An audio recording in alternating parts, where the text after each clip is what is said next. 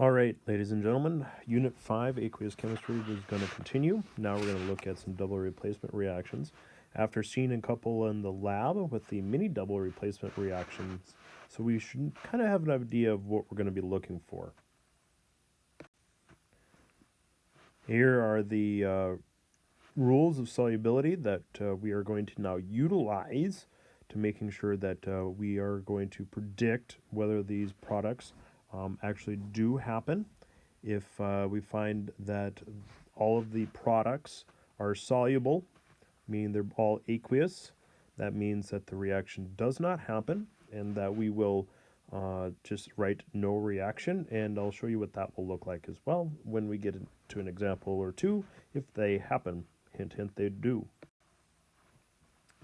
All right, here is the general equation that you're going to need for a double replacement reaction, especially ones with precipitation ones.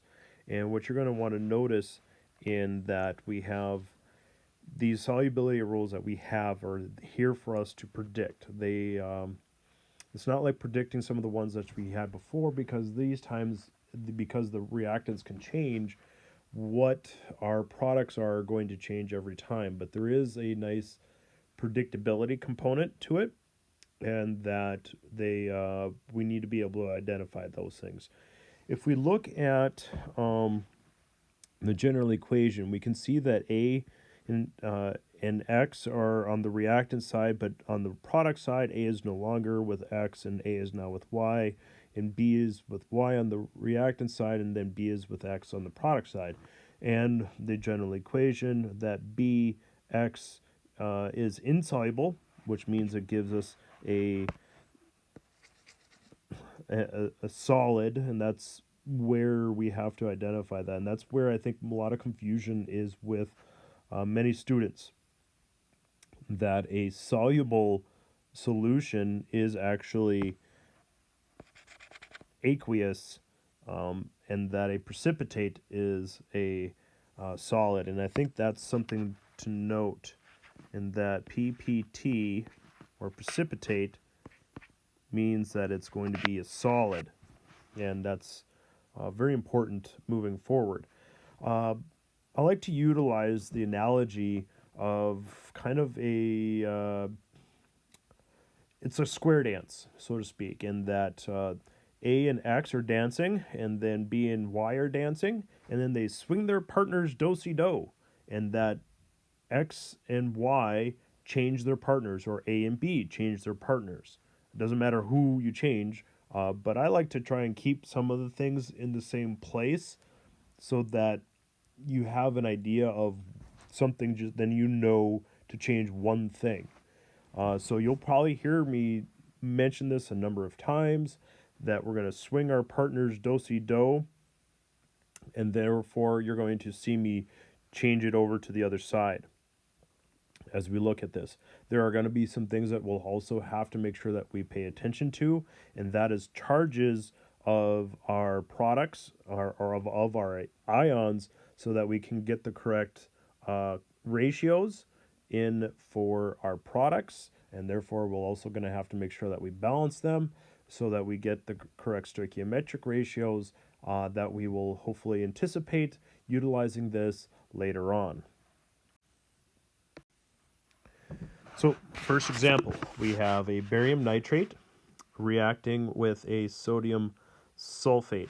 Now, I'm going to write out these as best as I can with in their ions, so that we can identify those when we transition them over to the other side.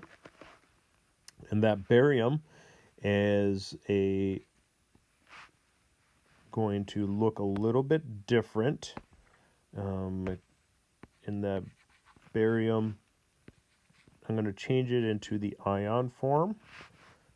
As before, I'm going to split them up, so to speak. They're going to dissociate, if our to get our terms correctly, into their ions. And where am I getting these charges? Well, it comes from the periodic table, and I'm going to change my color so that we can see that they are changing who they're dancing with. Now, if you remember, that 2 does not come from sodium, and that it's the reverse crisscross that gives us the proper charges as well. If you need to, I would highly suggest reviewing any naming and those types of things, as it will be very beneficial. So, on the other side of the arrow, we need to change our partner's do-si-do. And so what that means then is barium with a positive 2 charge is now going to be dancing with the sulfate ion. And then we will also have the sodium is now going to dance with the nitrate. Now we can see how the charges cancel out on all of these, which is really nice for us. But we don't know whether or not this reaction is even going to happen yet.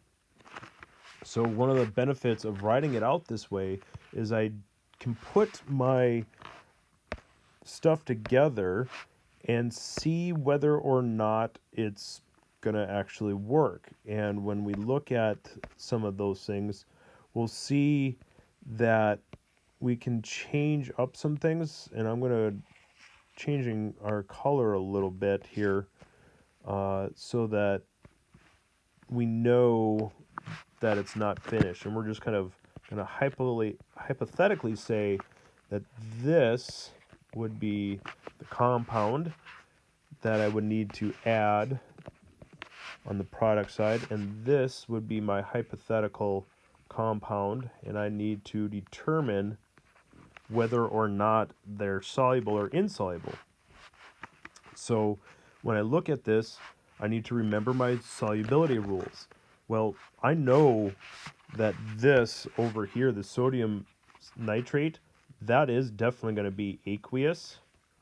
It's going to be soluble because of the sodium that's there, rule 1.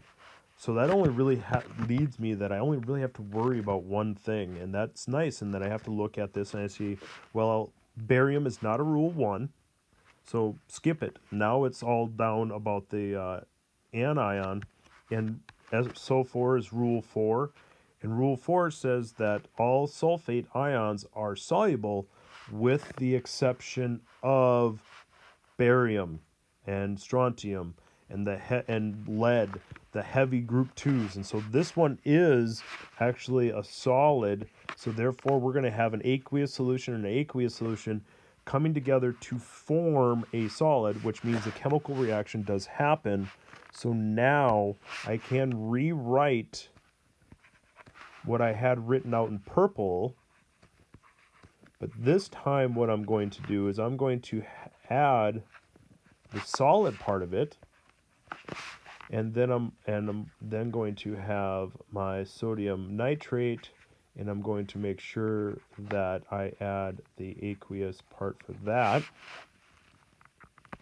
I can get rid of all of this other stuff because it now is not useful for me, in that I can just get rid of it. I've used everything I need, and now I just need to balance it. Now I need to look at my balancing aspect of it. And so, but sometimes double replacement reactions are very easy to balance because they're essentially going to have that switcheroo happen with it. And so we can see all it requires sometimes is just one little number. So there's one example. Let's try some more. On to the next example. We're going to do the same thing in that we will break things up, in that we will have my iron 3 chloride, because that 3 is not chlorines, it actually comes from iron, and then I will have my chlorine, again keeping with the same theme, changing up the colors, help us out. to see that I have my silver 1 there, and I got my acetate, which again is soluble, as we can see everything. It also has that. And so we're going to swing our partners do-si-do. So iron was dancing with chlorine and is now going to dance with acetate. C2H3O2, -1 charge. And then my silver was dancing with acetate, is now going to dance with chlorine. Make sure I get my charges in there. So now I need to determine whether or not this reaction is going to happen by combining them and making sure that I have everything figured out. I can put my iron 3 acetate in parentheses, or my acetate in parentheses, because the 3 goes on the outside. And then I'm going to have my silver 1 chloride. Now, if I look at my rules of solubility, iron is not in group 1, so I go to group 2. Acetates and nitrates are all soluble, which means that is going to be aqueous. But if I look on my other one, silver is not a group 1 element, and so then I go to the ion. Therefore, I look at rule number 3, because chlorine is a halide, and it says all halides are soluble, so it would definitely then just be aqueous solution, except for the fact silver is an exception to rule number 3, so it's going to form solid. This reaction happens. Lo and behold, I need to write out my reaction as I have it written out here. And when we get it all written out, we will then begin to balance the chemical reaction, making sure I have my aqueous, and then silver chloride solid. How does that look when it comes to the balancing of it? Well, we again, just like all before, you can do an inventory, kind of the inventory. If things don't work out really well, it is not bad to do that inventory when you're putting them together that we see here. And sometimes, again, you're going to have, well, I have to change some things here and I change some things there. Well, this one we're going to have to do that. We're going to have to put a 3 in front of my silver 1 acetate, and then also a 3 in front of my silver 1 chloride to give me a balanced chemical reaction.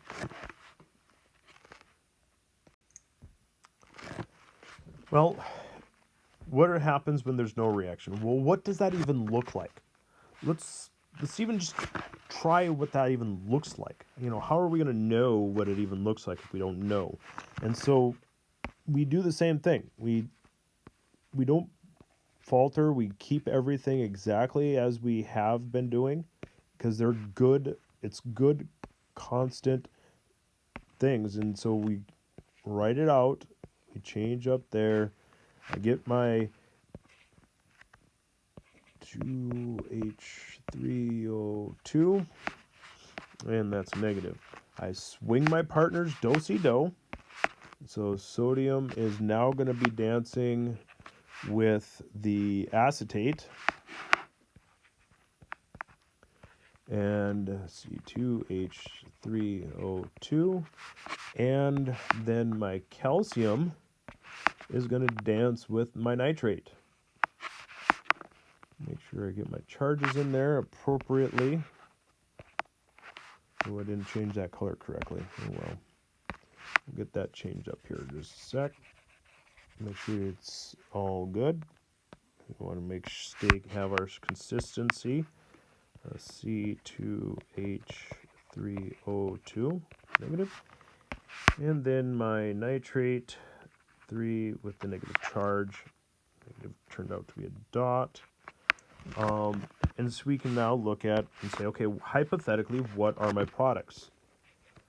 sodium acetate, which hopefully, if you are starting to get used to utilizing those rules, that you should look at this and say, Mr. Peterson, you do realize that our all sodiums are going to be soluble, so why am I even bothering? Well, it's because, again, we don't know what the other one is, and so we have to be careful when we do these, because sometimes ran out of room, and we have to just double check. So we know that that one is going to be soluble, which means it's going to be aqueous. Well, calcium's not a rule number 1, but nitrate is rule number 2, and that also is aqueous. And so what do we write? Do I write the this stuff up here? Do I write this up here? No, you do not. Instead, all you need to write is no. I like RXN. I think Mastering Chemistry has you write out no reaction with no space there. But that's all you need to write is no reaction is all you need to write to show that you know what's going on with it. And so when we have those there, that's all you need to write is just no reaction. Let's try some more out. Now these ones we're going to require us to write out the products and the reactants at the same time, which then will make us work a little bit harder to get some things going. So sodium nitrate, and so I'm going to do my sodium and nitrate reacts with silver acetate. And I'm going to write in my plus silver acetate. And now I'm going to give you a quick hint. When we look at this one here, hopefully you see something. You don't have two rule number 1s. If you have two rule number 1s, you know that you have two cations that are both from rule number 1, group 1 elements. The whole reaction isn't going to happen. But what's also interesting is that we have two rule 2s. So it does not matter what it is going to be bonded with. They are always soluble. There are no exceptions. This only works for rule number 1 and rule number 2. So here, it's very quickly determined no reaction. So we have to be careful now. In the next one, we see calcium chloride, ammonium hydroxide. Okay, so that's definitely not two rule 1s, two not number 2s. So I have to do the whole problem. And some of you probably enjoy that fact that we get to do the whole problem. Sarcasm is really hard to convey over a video. However, we will do our best. And we have hydroxide. Okay, so we have that is going to be our potential reactants that we need to put together. You can see they're going to eventually come together. And so what does that look like on the other side? They swing their partners do-si-do. And that will need to have that there present. And then we will write our hydroxide. Sorry, didn't write their charges in originally. And now ammonia added in.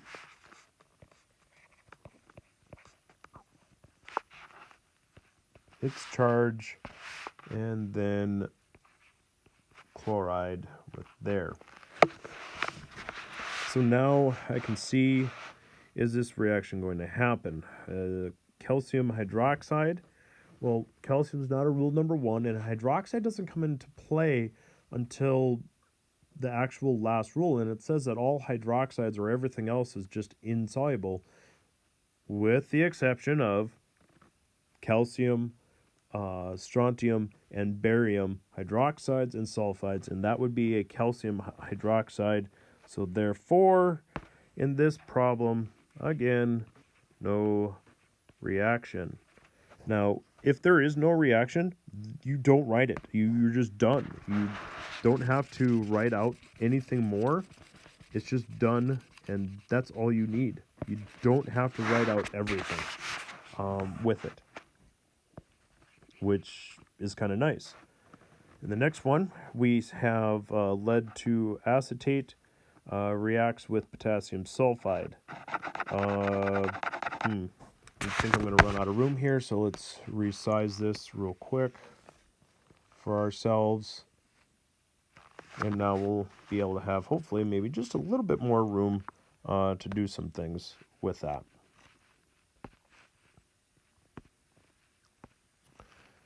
And so we come into the lead 4 acetate. Write that out again. The lead 4 acetate. And so that will be PB4 acetate, C2H3O2, reacting with potassium. Well, I know that whatever that's reacted with is going to be soluble. But sulfide, it's not a rule 2. And a lot of times people want to think it's rule 4. However, sulfide is not. So sometimes just writing out the ions, you can kind of think ahead of some things and kind of look at this and go, oh, this is a reaction that's going to happen, isn't it? And so, yeah, it is. And so what we're going to do then is we're going to write out these as a crisscross already and go, okay, that means I'm going to have to write this out as how it's written, and I'm going to write out the reactants in their formula instead of just their ion.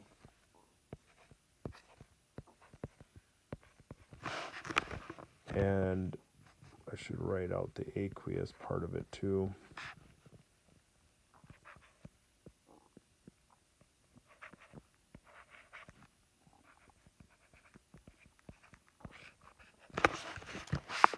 Now it comes down to the, okay, what are my products? Well, if I swing my partner's do-si-do, I'm going to get potassium acetate. That is one that I know for a fact is going to be soluble, so I'm just going to write that out right off the bat as there, even though I have changed up, but this time I'm just going to have my anion in the same place. I know that is going to definitely be aqueous with that. Now my lead to sulfide, sulfides are insoluble, so we know I'm going to ran out of room because I write too big, I think, sometimes.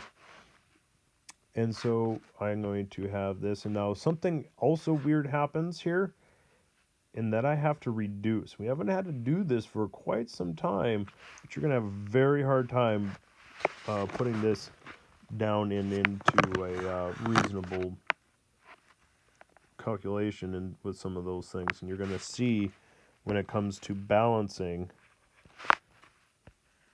your numbers are just going to work out so much better if you reduced it down, as that is something that you can actually do with that.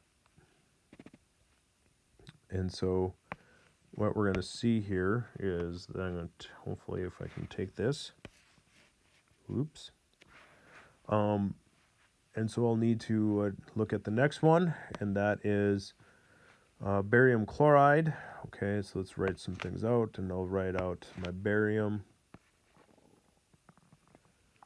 Write out my barium.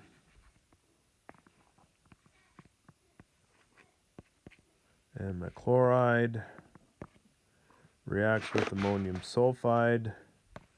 Change the color. Ammonium. Well, I know that whatever that's bonded to is going to be... nope, it does not have a charge. Anything that's bonded to is going to be soluble, which would be, if I swing my partner's do-si-do, it'll be chlorine here. which again, I got a sulfide, and I would have a barium sulfide. So if I remember right, all sulfides are insoluble except for calcium, strontium, and barium. So here we go, folks. This one is no reaction. So we do have to be careful about putting some of these together.